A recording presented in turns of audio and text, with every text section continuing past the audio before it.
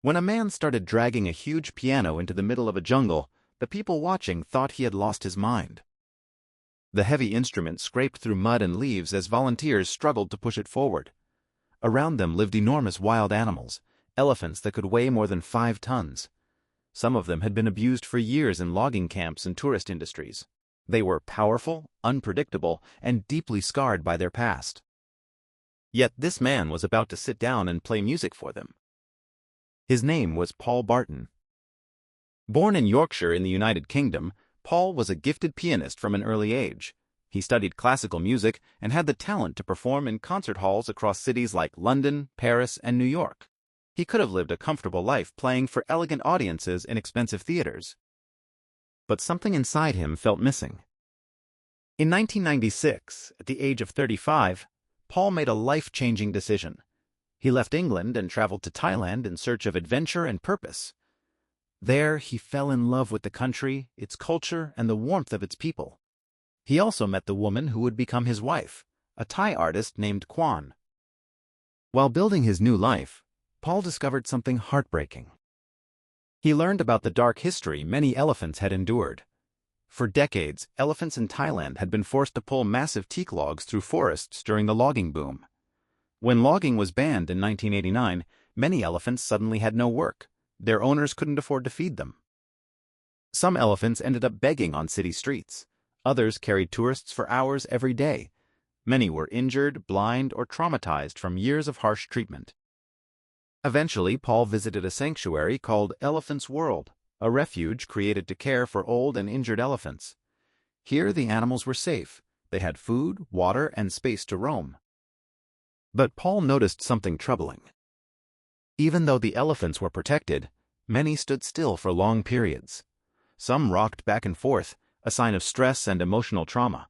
Their bodies were safe, but their spirits seemed wounded.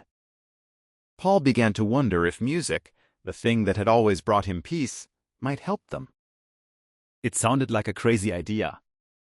Pianos are delicate instruments that don't belong in hot, humid jungles, but the bigger risk wasn't the instrument. It was the elephants. When Paul told the sanctuary staff his plan to play music beside the elephants, many were worried. One experienced keeper warned him that an elephant could crush a piano, or a person, without effort if it felt threatened. But Paul believed in the power of music. So, with the help of volunteers, he hauled an old upright piano into a clearing in the jungle. After hours of pushing, lifting, and sweating in the heat, they finally placed it under the shade of the trees. Paul sat down at the piano bench. Nearby, a group of elephants grazed quietly. Among them was an old blind elephant named Plara.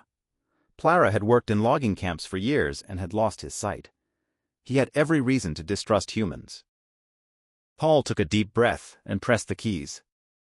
The first notes of a piece by Ludwig van Beethoven drifted through the jungle. The sound was unlike anything the forest had heard before. Birds chirped, leaves rustled, and the piano sang softly in the humid air. Suddenly, Plara stopped eating. The giant elephant lifted his trunk and turned toward the music. Slowly, carefully, he began walking toward the piano. Everyone watching held their breath. The elephant approached the man sitting with his back turned. If he wanted to, he could destroy the piano, or Paul, in seconds. But Paul didn't stop playing. He kept his fingers moving across the keys. Plara walked right up beside the instrument. The elephant towered over him, then did something no one expected. He stood perfectly still. His ears relaxed, his eyes closed. He simply listened. Then, gently, the elephant began to sway. Not from stress, but almost like he was dancing to the music. He moved his trunk slowly with the rhythm and rested it against the piano, feeling the vibrations through the wood. People watching began to cry. What they were seeing was extraordinary, a wounded animal finding a moment of peace through music. From that day on, Paul returned again and again to play for the elephants. Some elephants stood beside him for hours.